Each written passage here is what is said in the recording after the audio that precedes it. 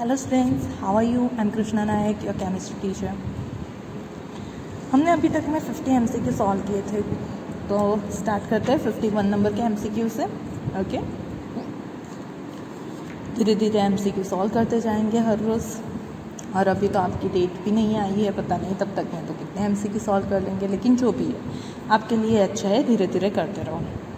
Okay, how many unit cells are present in cube shaped ideal crystal of NaCl of mass 1, atomic mass of Na 23 and Cl 35.5। Okay, देखो समझो, पहले क्या बोला गया है, हमें फाइंड आउट करना है how many unit cell present, कितने यूनिट सेल प्रेजेंट है किस में।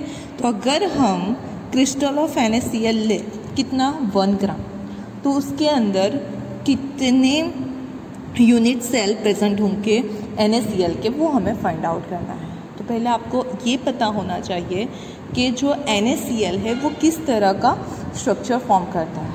ओके, तो जो हमारा NaCl है वो FCC टाइप का स्ट्रक्चर फॉर्म करता है।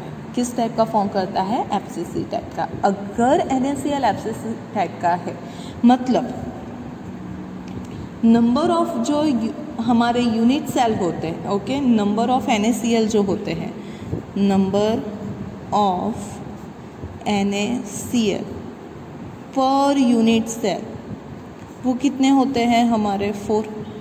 आपको पता होगा कि जब भी हम FCC की बात करें तो FCC में क्या होता है? FCC में हमारा तो फेस के ऊपर प्लस कॉर्नर्स के ऊपर होते हैं एटम्स। ओके, ये हमारा क्यूब हो गया, उसमें ये सारे कॉर्नर्स, वहाँ पे हमारे NaCl प्रेजेंट हो गए। कॉर्नर्स पे सपोज के Na प्रेजेंट है तो फेजेस पे Cl होगा, या फिर फेसिस पे Cl है तो कॉर्नर्स पे Na होंगे। इस तरह से कॉर्नर पे प्लस सारे फेस पे होंगे। कॉर्नर का कंट्रीब्यूशन होता है हमारा 1/8 और वो होते हैं 8, तो टोटल 1। और जो फेस होते हैं वो होते हैं 6 और उनका कंट्रीब्यूशन हाफ, तो हो गया 3। मतलब टोटल जो हमारे NaCl होंगे वो कितने होंगे? एक यूनिट सेल में 4 होंगे। ओके, कितने होंगे? तो 4 होंगे। हमें क्या फाइंड आउट करना है? 1 ग्राम में कितने हैं। तो अब बात समझो कि अगर हमारे पास कोई बी कंपाउंड है, उसका 1 मोल होता है, तो उसमें कितने होते हैं? उसके एवोगेड्रो नंबर जितने होते हैं। ओके, नंबर ऑफ NaCl यहाँ पे हम लिख सकते हैं कि number of NaCl in number of NaCl units in 1 मोल। 1 मोल में कितने होते हैं? तो एवोगेड्रो नंबर जितने। ओके, अगर एक यूनिट सेल की बात करें तो 4 है। अगर 1 मोल की बात करें तो उसके कितने हैं? हमारे एवोगेड्रो नंबर जितने हैं। ओके, चलो अब हमें देखना है, तो हमें तो 1 ग्राम दिया गया है, तो मोल सिंपल है हमारा। क्या हम बोल सकते हैं कि 1 मोल की जगह हम क्या लिख सकते हैं यहाँ पे? ग्राम में। Okay, therefore number of NaCl units in, अब 1 मोल की जगह हम उसका मॉलिक्यूलर मास यूज़ कर सकते हैं, जो कि कितने हो जाएगा? तो 35.5 प्लस 23, मतलब हो जाएगा 58.5 ग्राम। मतलब 1 मोल ले या 58.5 ग्राम ले, दोनों में किस NaCl के जो एटम्स है वो कितने होते हैं? एवोगेड्रो नंबर जितने। आई बात समझ में? अगर हम किसी भी मॉलिक्यूल हो, आयन हो, एटम हो, उसका 1 मोल यूज़ कर रहे हैं तो उसमें Na जितने एटम्स प्रेजेंट होते हैं। ओके, अगर यहाँ पे NaCl हमने 1 मोल लिया है, उसका मतलब उसके अंदर एवोगेड्रो नंबर जितने NaCl प्रेजेंट है। अब 1 मोल मतलब कितना होता है? उसका मोलर मास होता है। मोलर मास NaCl का कितना है? 58.5। मतलब कि अगर हमने NaCl 58.5 ग्राम लिया तो उसमें जो NaCl प्रेजेंट होंगे वो कितने होंगे? एवोगेड्रो नंबर जितने। हमें तो किसके लिए चाहिए? 1 ग्राम के लिए। ओके, हमें किसके लिए चाहिए? 1 ग्राम के लिए। तो जो हमारा 1 ग्राम होगा उसमें कितने हो जाएंगे? Number of NaCl unit in 1 ग्राम, तो हो जाएंगे 1 divided by 58.5 into Avogadro number जितना।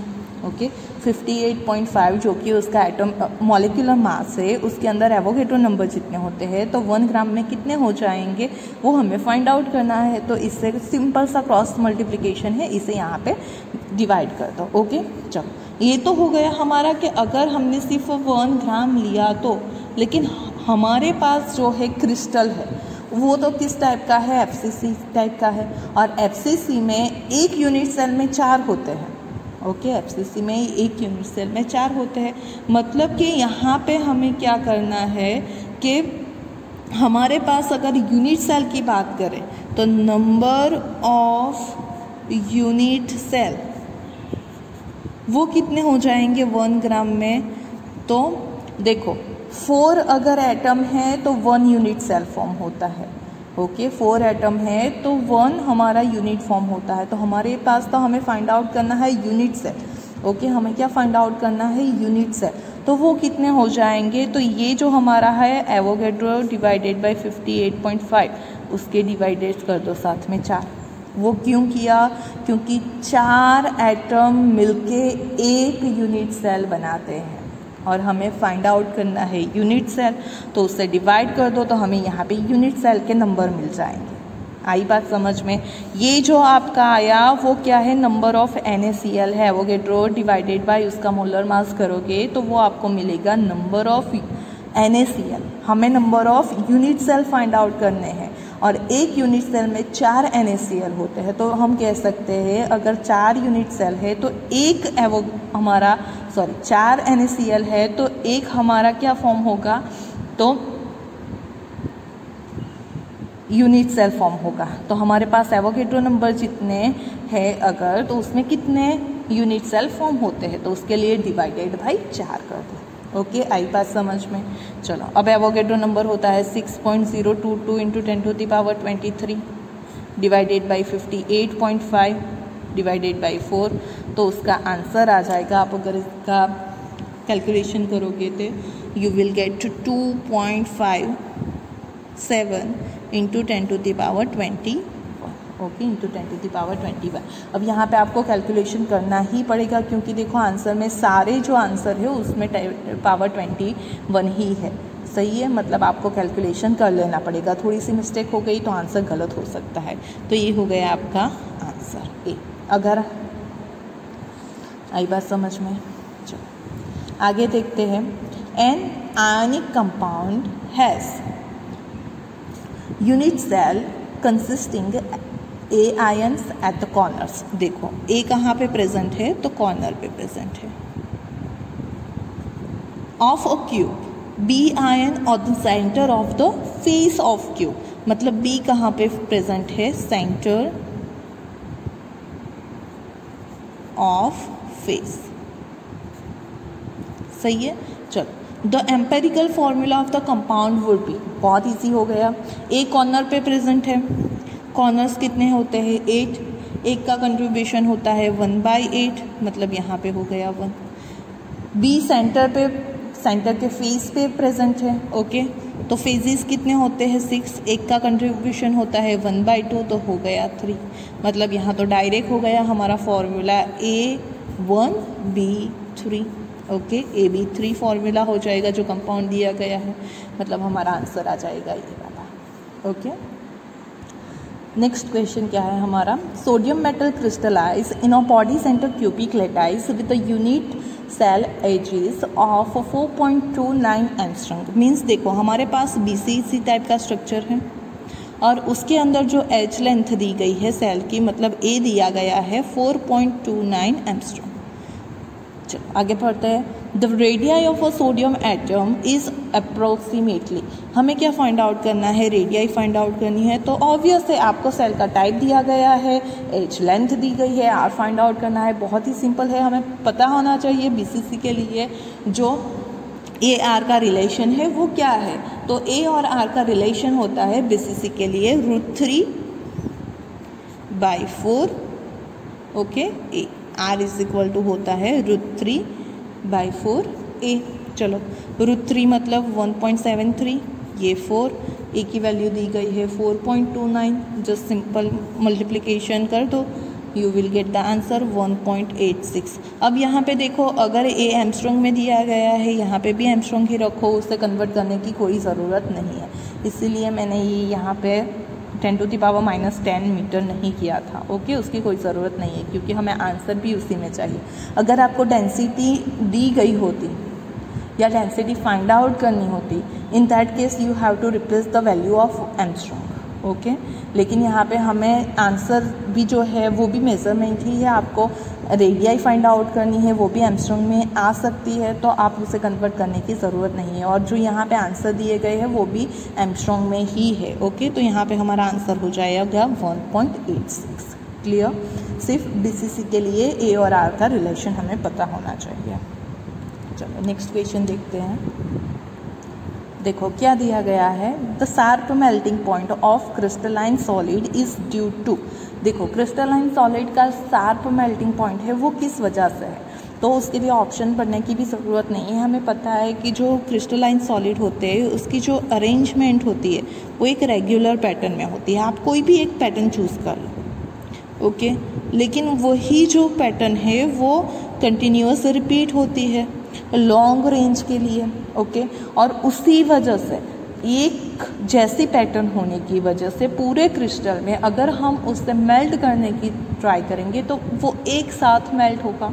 ओके, और उसी वजह से उसका मेल्टिंग पॉइंट क्या होता है, शार्प होता है। ओके, तो वही हमें यहाँ से फाइंड आउट करना है। पहला क्या है, a regular arrangement of constituent particle observed over a short distance in a crystal lattice. Okay, तो ये तो रॉन्ग हो गया क्योंकि ये अरेंजमेंट होती है रेगुलर, लेकिन not for the short distance, for the long distance होती है, मतलब पहला तो इनकरेक्ट हो गया। दूसरा देखो, a regular arrangement of constituent particles observed over a long distance in the crystal lattice, मतलब कि हमारा आंसर जो है वो बी हो जाएगा। ओके, शार्प मेल्टिंग पॉइंट का रीज़न क्या है, एक जैसी अरेंजमेंट पूरे पार्टिकल में लॉन्ग डिस्टेंस तक हमें ऑब्जर्व की जा सकती है, और उसी वजह से वो क्या करता है, तो सब जगह पे फोर्स ऑफ अट्रैक्शन सेम होगा। अगर फोर्स ऑफ अट्रैक्शन सेम है तो उसे ब्रेक करना भी सेम एनर्जी रिक्वायर्ड करेगा, ब्रेक करने के लिए भी, और सेम एनर्जी चाहिए, मतलब मेल्टिंग पॉइंट क्या आएगा हमारा, तो शार्प आएगा। Okay, now see the next one, which of the following unit is useful relating concentration of solution with its vapor pressure। Okay, यहाँ पे क्या दिया गया है, वेपर प्रेशर। चलो वेपर प्रेशर के साथ तो कौन सा हमारा कॉन्सेंट्रेशन टर्म यूज़ होता है वो हमें देखना है। तो आप राउल्स की कोई भी फॉर्मूला देख लो। Okay, Raoult's formula vapour pressure पे ही बेस्ड है, तो आप उसकी कोई भी फॉर्मूला देख लो तो आपको मिलेगा वहाँ पे क्या, तो आप अगर देखोगे तो आपका जो राउल्स सेकंड लॉ है वो कहता है P0 - P = x2। ओके, अगर हेनरी लॉ लेते हो तो वो कहता है P = kh × x। ओके, अगर आप फर्स्ट देखते हो फिर भी बोलते हैं कि वो क्या होता है, partial pressure = mole fraction × P total.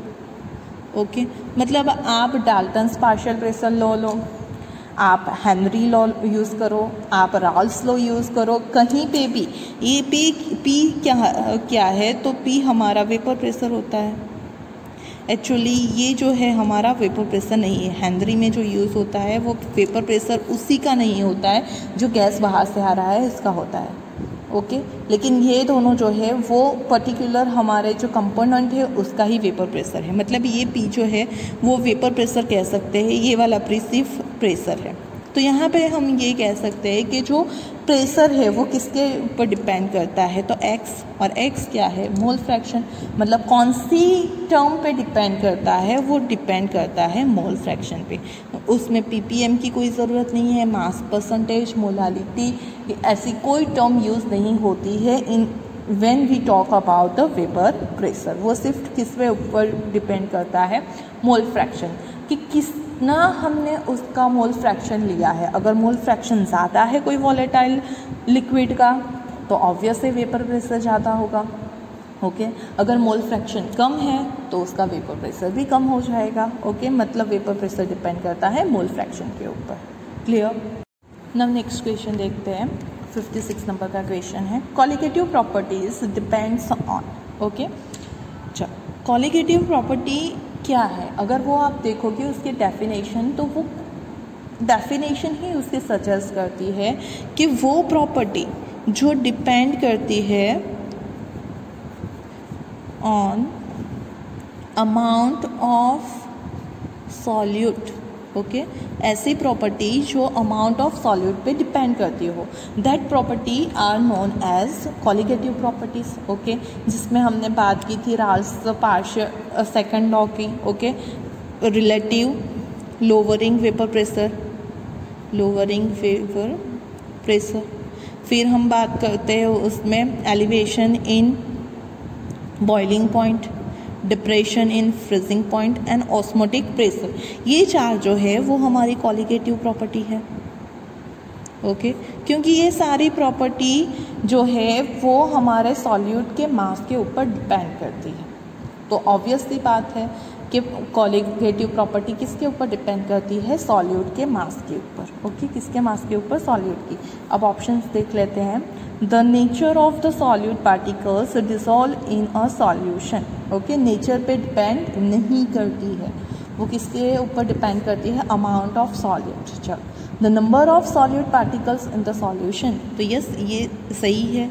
क्यों, क्योंकि नंबर बोलो या अमाउंट करो, दोनों एक ही बात है। ओके, नंबर जितने ज़्यादा मतलब अमाउंट ज़्यादा, मास ज़्यादा, मोल ज़्यादा। आप यहाँ पे यूज़ कर सकते हो नंबर की जगह वर्ड मोल यूज़ कर सकते हो, मास यूज़ कर सकते हो, अमाउंट यूज़ कर सकते हो, लेकिन वो सॉल्यूट के अमाउंट मोल से या फिर नंबर के ऊपर डिपेंड करती है। ओके, मतलब हमारा करेक्ट आंसर हो गया बी। चलो 57, what is the vapor pressure of the solution prepared by the dissolving 0.5 gram of substance. Okay, जिसका मोलिकुलर मास है 65।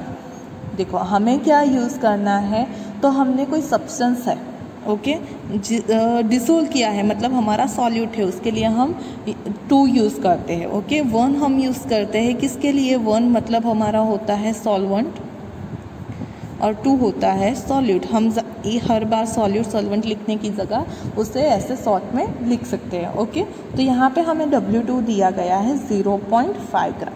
चलो, अब मोलर मास दिया गया है उसी सॉल्यूट का। ओके, मतलब हमें M2 भी दिया गया है, वो कितना है 65 ग्राम पर मोल।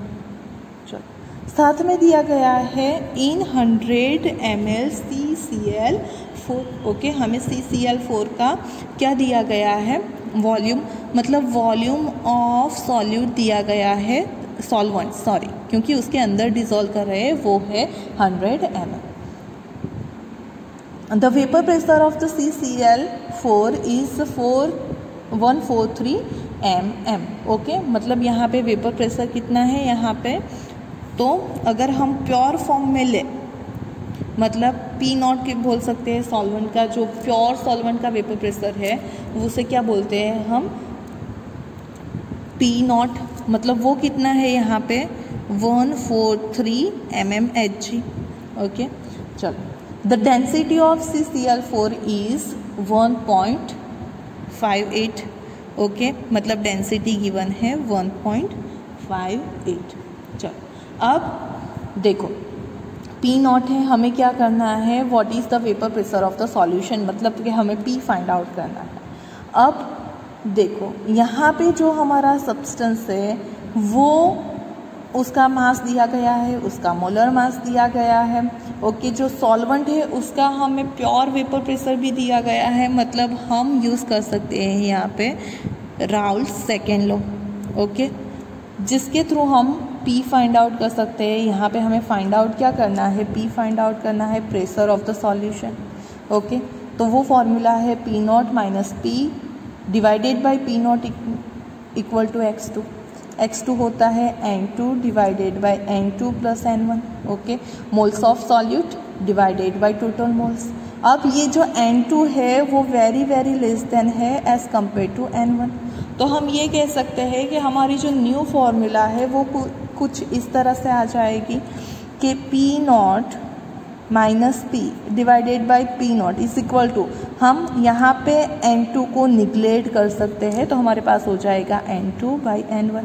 चलो, मोल्स होता है मास बाई मोलर मास, मतलब यहाँ पे हम कह सकते हैं W2 बाई M2 इंटू यहाँ पे लिख सकते हैं W1 डिवाइडेड इंटू M1।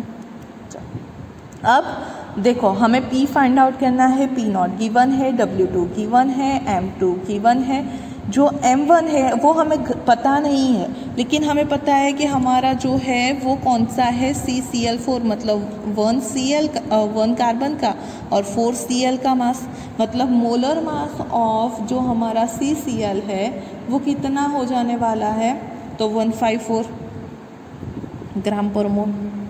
किस तरह से होगा, तो देखो यहाँ पे कार्बन का 12, Cl का 35.5, उसके मल्टीप्लाई बाई 4 करो, उसमें ये 12 ऐड करो, you will get that answer. Okay, चलो अब मुझे W1 चाहिए। W1 कहाँ से मिलेगा, तो देखो हमें दी गई है डेंसिटी और हमें पता है वॉल्यूम। ओके, अगर डेंसिटी वॉल्यूम दोनों पता हो तो हम इजीली फाइंड आउट कर सकते हैं क्या, तो W1। क्यों, क्योंकि जो डेंसिटी होती है वो होती है मास बाय वॉल्यूम। हमें चाहिए मास, मतलब कि W1 हो जाएगा डेंसिटी इंटू वॉल्यूम। डेंसिटी 1.58 है, वॉल्यूम 100 है, मतलब W1 हो जाएगा 158 ग्राम। मतलब हमारे पास अब W1 आ गया, M1 आ गया, M2 W2 ऑलरेडी गिवन है, P नॉट भी गिवन है, जस्ट सारी चीज़ें रिप्लेस करो। ओके, एंड कैलकुलेट करो। यहाँ पे हमारे पास कुछ इस तरह से हो जाएगा, जो है हमारे 1 मिनट यहाँ पे मैं कर लेती हूँ आगे। हमारे पास है P naught minus P divided by P naught is equal to W2 divided by M2 into M1 divided by W1। यही फॉर्मूला मैंने यहाँ पे लिख ली है। ओके, P नॉट हमें गिवन है 143। ओके, यहाँ पे है देखो 143। चलो, minus P divided by 143 is equal to W2 हमें दिया गया है कितना, तो 0.5, M1 हमारा आ गया 154, जो हमारा M2 है वो आ गया कितना, M2 दिया गया है 65 और W1 आ गया हमारा 158।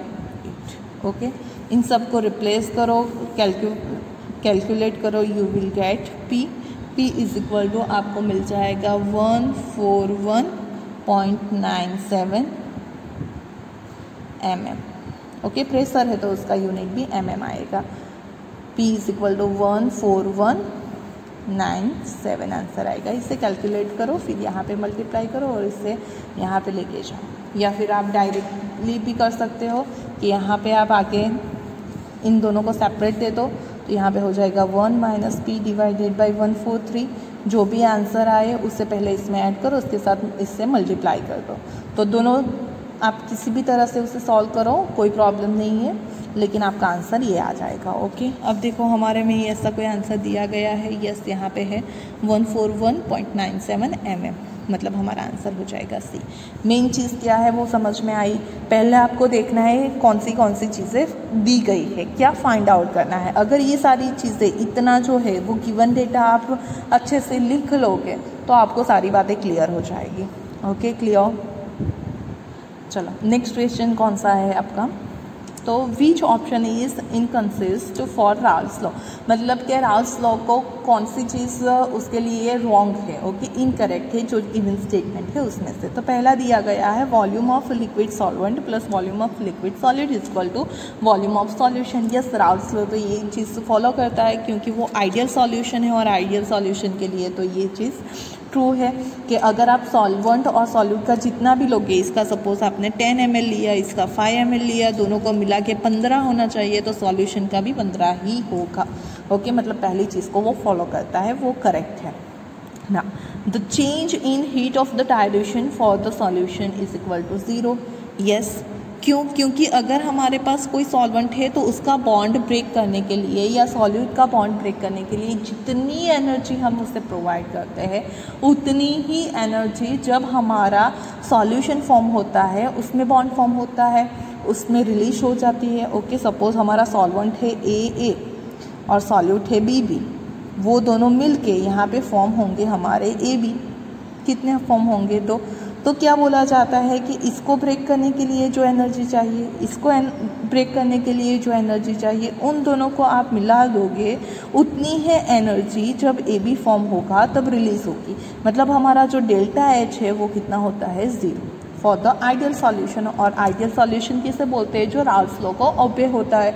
मतलब कि राल्स लॉ भी वो सारी कंडीशन फॉलो करता है जो आइडियल सॉल्यूशन फॉलो करता है। मतलब कि यहाँ पे जो डाइल्यूशन का चेंज है, मतलब हमारा हीट का जो चेंज है डेल्टा H है वो 0 हो जाएगा फॉर द राल्स लॉ ना। Solute does not undergo association in solution. Yes, यही तो हमारी पहली कंडीशन है कि जो हमारा सॉल्यूट है वो ना तो एसोसिएट होना चाहिए ना तो डिसोसिएट होना चाहिए during the formation of solution. Okay, चलो next one, solute undergo dissociation in the solution. अगर एसोसिएट नहीं होना चाहिए तो ऑब्वियस सी बात है कि डिसोसिएट भी नहीं होना चाहिए। ओके, ऐसा नहीं होता कि एक चीज़ हो जाए दूसरी ना हो जाए। तो आप इजीली भी अगर आपको कोई भी कॉन्सेप्ट ना पता है फिर भी आइडेंटिफाई कर सकते हो, लेकिन कॉन्सेप्ट वाइज देखने चाहिए तो यही होता है कि जब भी सॉल्यूशन फॉर्म करो तो एसोसिएशन डिसोसिएशन दोनों में से कोई भी चीज़ सॉल्यूट की सॉल्वेंट के साथ होनी नहीं चाहिए। अगर ऐसा होता है तो फिर उसी वजह से हम वॉन ऑफ फैक्टर यूज़ करते हैं, क्योंकि उसके जो सारी प्रॉपर्टीज़ है कॉलिगेटिव प्रॉपर्टी उसमें चेंज आ सकता है। Okay, clear. तो ये हो गया हमारा 58 नंबर का MCQ। नेक्स्ट MCQ देखते हैं क्या बोला गया है। For the given reaction find the order of the reaction with respect to H+। अब चलो रिएक्शन क्या दी गई है? 5Br minus plus BrO3 minus, it gives you 3Br plus 3H2।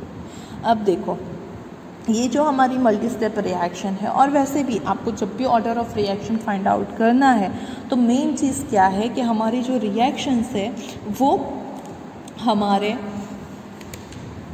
जो कोएफिशिएंट होते हैं उसके ऊपर डिपेंड नहीं करती है। ओके, जो हमारे रिएक्शंस है वो कोएफिशिएंट के ऊपर डिपेंड नहीं करती है। अब यहाँ पे देखो तो ये जो हमारी है कॉम्प्लेक्स रिएक्शन है। ओके, तो कॉम्प्लेक्स रिएक्शन में हम ज़्यादातर कोएफिशिएंट नहीं देखते हैं, वो सिर्फ स्लो स्टेप पे डिपेंड करती है। ओके, तो यहाँ पे स्लो स्टेप कौन सा है, कितने स्टेप में होना है, वो देखने की जगह पे हम इजीली तब लिख सकते हैं कि जितने भी आपके रिएक्टेंट हैं यहाँ पे लिखे गए उसका डायरेक्टली प्रोपोर्शन कर दो 1/1 पावर के साथ। ओके, यहाँ पे आप यूज़ कर सकते हो BrO3 माइनस का पावर 1, इसका पावर 1, मतलब कि हमारा जो ऑर्डर ऑफ रिएक्शन है वो हो जाएगा 1 + 1 = 2। आई बात समझ में? मतलब जो गिवन रिएक्शन है उसके लिए ऑर्डर ऑफ रिएक्शन हो जाएगी हमारी 2। Which of the following curves is in according with Freundlich adsorption isotherm? अब देखो फ्रुंडलिच का एड्जॉर्प्शन आइसोथर्म का ग्राफ देखना है तो पहले हमें ये पता होना चाहिए कि उसकी फॉर्मूला क्या होती है। सबसे पहली यही है चीज़ कि हमें उसकी फॉर्मूला पता होनी चाहिए। ओके, चलो अब दूसरी चीज़ ये देखो कि जब भी आपको ग्राफ चाहिए तो देखो ग्राफ किसके बीच में है। तो यहाँ पे सारे जो हमारे ग्राफ्स है वो दिए गए हैं log x/m versus log p के वर्सेस, मतलब हमें हमारी फॉर्मूला इसी फॉर्म में लानी चाहिए। अब जो फ्रुंडलिच है उसकी फॉर्मूला क्या है, तो x/m k × p⁻1/n उसकी मेन फॉर्मूला है। लेकिन यहाँ पे कहीं पे भी log नहीं है और हमारा जो ग्राफ है वो log x/m versus log p का है, मतलब हमें इस फॉर्मूला में दोनों साइड log लेना पड़ेगा। तो हमारे पास क्या हो जाएगा, यहाँ पे लिख सकते हैं log x/m। चलो अब log जब भी है दो चीज़ मल्टीप्लिकेशन में है तो दोनों को log दिया जाता है, log k प्लस यहाँ पे हो जाएगा जो पावर है वो आगे चला जाएगा 1/n और हो जाएगा log p। ओके, चलो जब भी आपके पास ऐसा हो जाए तो उसे आप किसी भी इक्वेशन के साथ कंपेयर करने की ट्राई करो। तो ये किसके साथ कंपेयर होगा, y = mx + c के साथ, मतलब ये और कुछ नहीं लेकिन स्ट्रेट लाइन इक्वेशन है हमारा। ओके, ये कौन सा है, हमारा स्ट्रेट लाइन इक्वेशन है। चलो अब यहाँ पे देखो तो जो हमारा स्ट्रेट लाइन इक्वेशन है, मतलब ये a और b तो चला गया, क्योंकि हम अगर log x/m, मतलब हमारा y यहाँ पे है, x log p यहाँ पे x की जगह पे है, मतलब इन दोनों का ग्राफ प्लॉट करना है। ये स्ट्रेट लाइन इक्वेशन के अकॉर्डिंग है, मतलब ये दोनों ऑप्शन तो निकल गए, स्ट्रेट लाइन 2 है। अब हमें देखना है हमारी स्ट्रेट लाइन ओरिजिन में से पास होगी या फिर यहाँ से पास होगी। ओके, चलो, तो वो कैसे पता चलेगा? देखो यहाँ पे जो है वो हमारा इंटरसेप्टिंग पॉइंट के है। ओके, अगर हमारा इंटरसेप्टिंग पॉइंट के 0 होगा तो ये चीज़ पॉसिबल ही नहीं है। ओके, मतलब के हमारा 0 नहीं हो सकता है, कांस्टेंट है। अगर के 0 हो गया तो x/m पूरा 0 हो सकता है यहाँ पे। अब सही है, मतलब के जो है वो नॉन ज़ीरो डिजिट है, हमारा कोई भी कांस्टेंट होगा लेकिन नॉन ज़ीरो डिजिट होगा, मतलब कि हमारा ग्राफ है वो ओरिजिन में पास नहीं होगा। तो डी ऑप्शन भी निकल गया, मतलब हमारा करेक्ट ऑप्शन कौन सा है? तो सी ऑप्शन। ये सी का जो ग्राफ दिया गया है वो हमारा करेक्ट ऑप्शन है। Okay, clear? चलो आगे देखते हैं।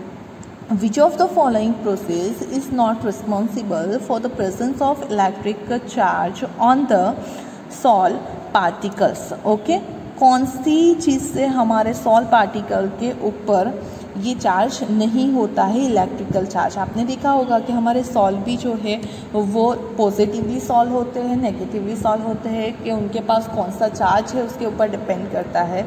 तो किस चीज़ की वजह से, और कौन सी यहाँ पे ऐसी टर्म है जो सॉल्व के अंदर चार्ज प्रेजेंस होने के लिए रिस्पॉन्सिबल नहीं है? ओके, जब ऑप्शन पढ़ेंगे तभी हमें पता चलेगा वो चीज़। तो देखो, पहले हमें क्या है बताया गया, electron captured by sol particles. Yes, ये तो रिस्पॉन्सिबल है क्योंकि वो कौन से पार्टिकल को कैप्चर करता है। ओके, जो पार्टिकल कैप्चर होगा उसके अकॉर्डिंग हमारे पास चार्ज आएगा। ओके, नाउ ओके, तो दूसरा ऑप्शन है adsorption of ionic species from the solution.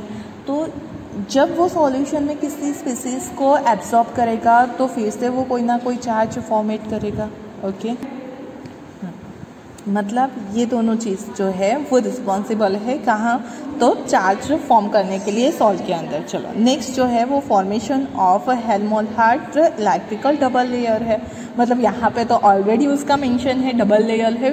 अगर आपके पास सिंगल लेयर हो या फिर डबल लेयर हो, लेकिन चार्ज तो होना ही है, मतलब वो तो चार्ज के लिए रिस्पॉन्सिबल ही है। चलो नेक्स्ट वन है absorption of ionic species from solution. देखो, एड्सॉर्प्शन होना चाहिए ताकि सरफेस के ऊपर आयंस रहे। देखो, ये दोनों में सिर्फ एक ही डिफरेंस है, यहाँ पे एड्सॉर्प्शन है, मतलब कि सरफेस की फिनोमिनन है।